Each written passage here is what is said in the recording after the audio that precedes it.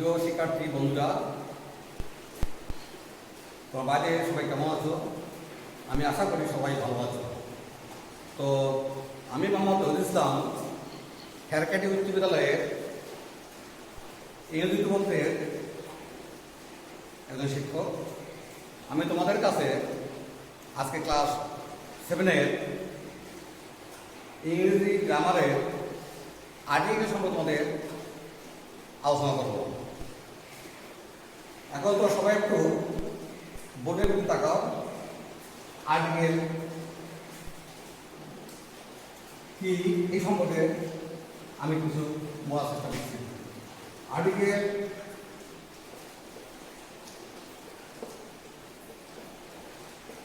এর অর্থ হচ্ছে পদাশ্রিত নির্দেশক। আর্টিকেলের অর্থ হচ্ছে পদাশ্রিত নির্দেশক। এই আর্টিকেলগুলো পদের মধ্যে থেকে নির্দেশ প্রদান করে, এই জন্য আমরা এগুলোকে আর্টিকেল বলি। তাহলে এক সেন্টেন্সের ভিতরে আর্টিকেল থাকে। এই আর্টিকেলের শব্দটা কি করে পদের মধ্যে থেকে নির্দেশ প্রদান করে। তো আর্টিকেল এখন কাকে বলে এই সম্পর্কে বলি। ইংরেজিতে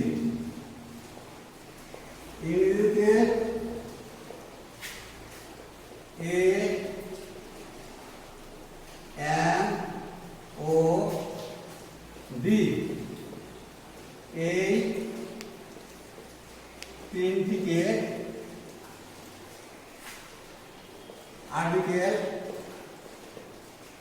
আর্টিকেল বলে। তাহলে কোনগুলোকে আর্টিকেল বলে? এ এন আর ডি এই তিনটাকে এদেরকে আর্টিকেল বলে। এই আর্টিকেলগুলো সর্বদা নাউনের পূর্বে বসে। আর্টিকেল সর্বদা নাউনের পূর্বে বসে।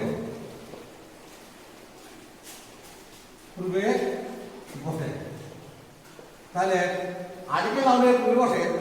তাহলে আর্টিকেল যদি নাউনের পূর্বে বসে তাহলে নাউন কি এটা তোমরা আগে জেনেছো। তাহলে আমরা জানি কোনো কিছু নামকে নাউন বলা হয়, অর্থাৎ নয়নে যা দেখি তাই নাউন। তো নয়নে আমরা কি দেখি? আমরা একটা ডাস্টার দেখি, আমরা কি দেখি? একটা পেন দেখি।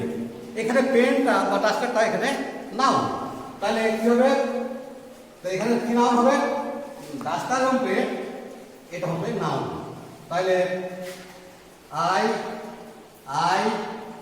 Have a pen. এখন বোর্ডের মধ্যে দেখো, লক্ষ্য করো একটু। তাহলে পেন আমি লিখেছি পেনের সামনে, এই পেনের সামনে আমরা কি পেলাম? একটা আমরা আর্টিকেল পেলাম। কি আর্টিকেল পেলাম? একটা এ পেলাম। এটা কোথাকার এ? এখানকার আর্টিকেল এ। ইংরেজিতে এ আর ডি তিনটি আর্টিকেল পেলাম, তার মধ্যে এই যে এ আর্টিকেল এখানে ব্যবহার করা হয়েছে। এখানে পেনটা হচ্ছে নাউন। তো আটটা বলি, তাহলে নাউনের আর্টিকেল নাউন শব্দটা নাউনের পূর্বে বসে। ইহা কি করে?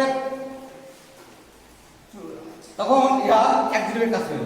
যখন নাউনের পূর্বে বসে তখন ইহা অ্যাডজেক্টিভের কাজ করে।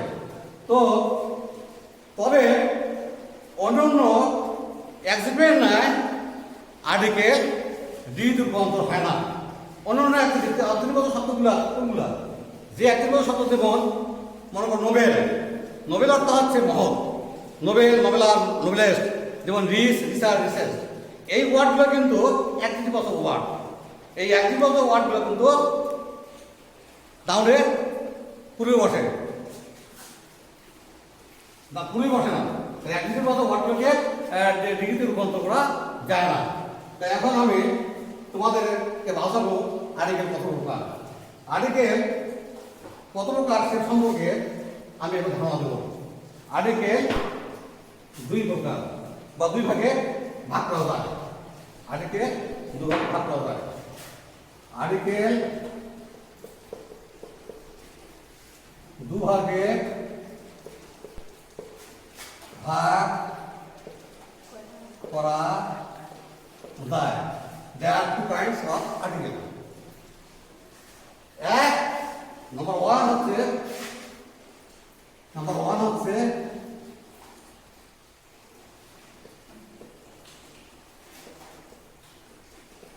Indefinite article.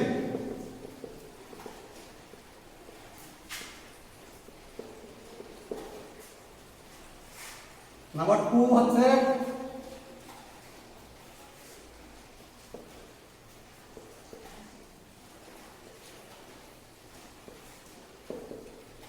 Definite article.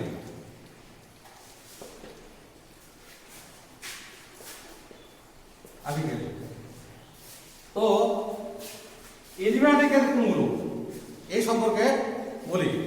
তাহলে এ ও N indefinite article, A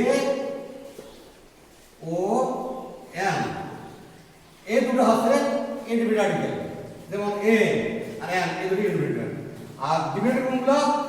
B, শুধুমাত্র বি, এই দুটো হচ্ছে ডিফিনিট আর্টিকেল। এখন আমি তোমাদের ইনডিফিনিট আর্টিকেল সম্পর্কে কিছু বলবো। তো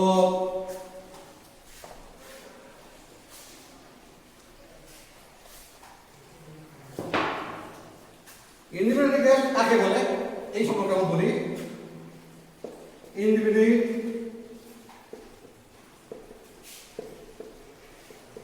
আর্টিকেল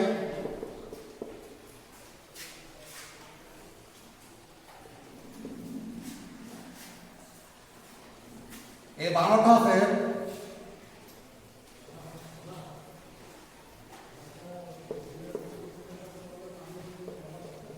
অনির্দিষ্ট বাচক পদার্থিত নির্দেশক। ইনডিফিনিট বাংলাটা হচ্ছে অনির্দিষ্ট বাচক পদার্থিত নির্দেশক। তাহলে ইনডিফিনিট কাকে বলে? এ ও এন কে ইনডিফিনিট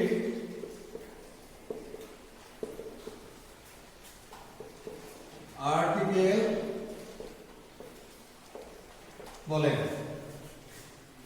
এ আর এন কে ইনডিফিনিট বলে, কিন্তু এখানে আমি কি কথা ডি, এই ডি কে কিন্তু ইনডিফিনিট আর্টিকেল বলা হয় না, ডি কে কিন্তু ডিফিনিট আর্টিকেল বলা হয়। তাহলে এরা কি করে? এরা এরা একটি মাত্র এক বা এর অর্থ হলো, তাহলে ইনডিফিনিট আর্টিকেলের অর্থ হলো এক বা একটা। এরা কি করে?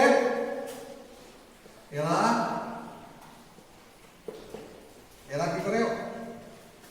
ব্যক্তি এরা অনির্দিষ্ট বাচক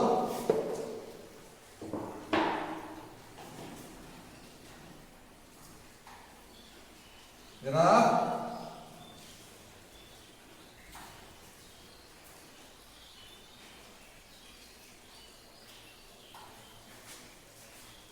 এরা এরা ব্যক্তি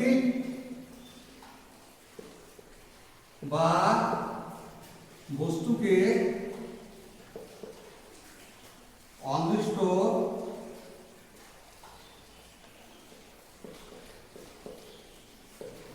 করে বুঝায়।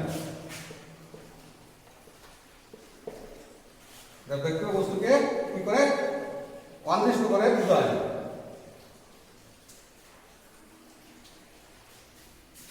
তো এখন আমি তোমাদের এই ইনডিফিনিট আর্টিকেলের ব্যবহার সম্পর্কে ধারণা দেব। The use of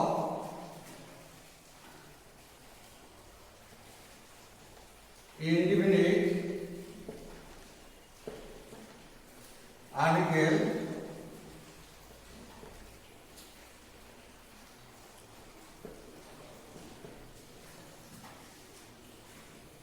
A O N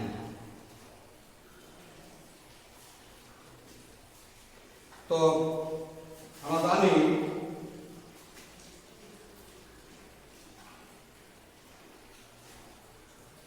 আমরা কি জানি আমার যদি কোনো কিছু প্রদান থাকে কলমের, তা আমাকে একটা কলম, আমার একটা কলম দরকার। তো আমি কি বলবো, আমি কি লিখবো, আই হ্যাভ এ পেন। না, আই হ্যাভ এ পেন, আমার একটা কলম আছে, আর কলমের তো দরকার থাকবে I need a pen, I need a pen.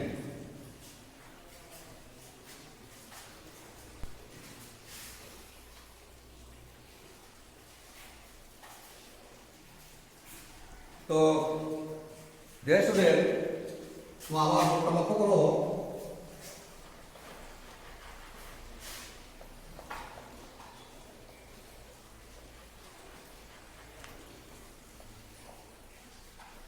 ইন্ডিভিজুয়ালকে কিভাবে বসে সে লক্ষ্য করো। তো সাধারণত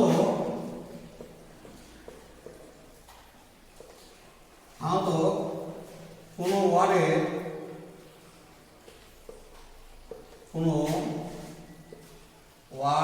এর পূর্বের অক্ষর যদি কনসোনেন্ট থাকে তাহলে তার আগে এ বসে। যেমন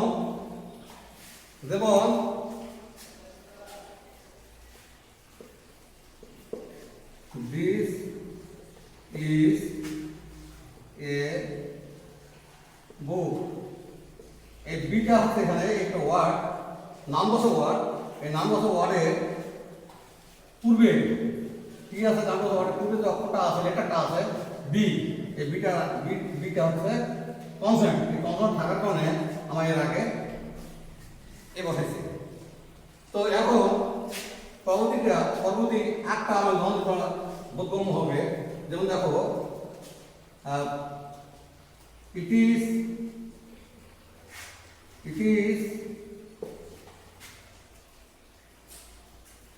a টেবিল। এখানে টেবিলটা হলো নাউন শব্দের অর্থের পূর্বে এখানে টি আছে, টিটা কনসোনেন্ট, টিটা হচ্ছে এখানে কনসোনেন্ট। কনসোনেন্ট থাকলে পরে তার আগে আমরা কি বলছি, এ আর্টিকেল বলছি। এখন আমরা আরো কয়েকটি আমরা ধারণা দেব। যেমন ওয়ানের পূর্বে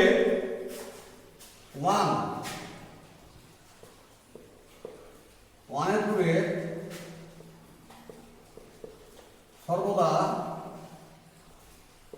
সর্বদা এ আর্টিকেল বসে। এখানে ওয়ান, এখানে কিন্তু কনসোনেন্ট নাই, এখানে কি আছে, ভাওয়েল আছে। কিন্তু ভাওয়েল থাকার কারণে শব্দের যে উচ্চারণটা আছে, ওয়ান আমরা বলবো ডাব্লু এ হচ্ছে ওয়ান, ডাব্লু এন ওয়ান। এই জন্য কিন্তু এখানে ওর করতে আমরা কি বসে বলবো, আমরা কি বলবো এ আর্টিকেল বসাবো। যেমন দেখো, আই হ্যাভ এ 1 টাকা নোট। এখানে ও আছে, ওটাতে কিন্তু ভয়েল, কিন্তু এই উচ্চারণটা হচ্ছে কিন্তু ওয়ার মতো থাকার কারণে আমরা কিন্তু এখানে পড়াচ্ছি এ আর্টিকেল পড়াচ্ছি।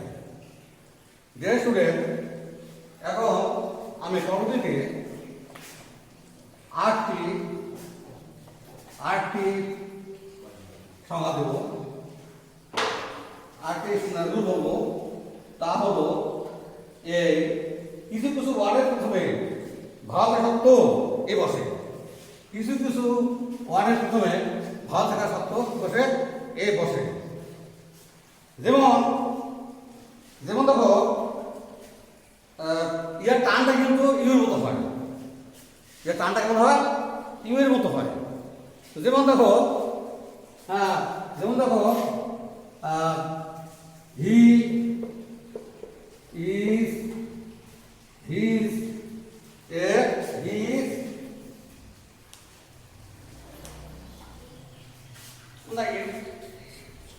হিজ না দিয়ে আমি তোমাদেরকে আগে ধরে, যেমন it is dash useful animal. তাহলে ইট ইজ ইউজফুল অ্যানিমেল, এখানে ইউ আছে কিন্তু টানটা বেশি হচ্ছে। ইউ আমার কি দেখতেছে? ইউ একটা সামনে একটা ওয়াই মতো আসছে, ইউ ইউটা এখানে কি আসতেছে? ওয়াই মতো আসতেছে। এই জন্য আমরা এই ইউজফুলের পূর্বে আমরা কি বসবো? এ আর্টিকেল বসবো, যেহেতু এখানে কনসেপ্টের মতো হচ্ছে। তাহলে এখানে it is useful animal, it is a useful animal. এরপর আমি তোমাদেরকে আরেকটি সূত্র সম্পর্কে ধারণা দেব। যেমন দেখো, ডেইজি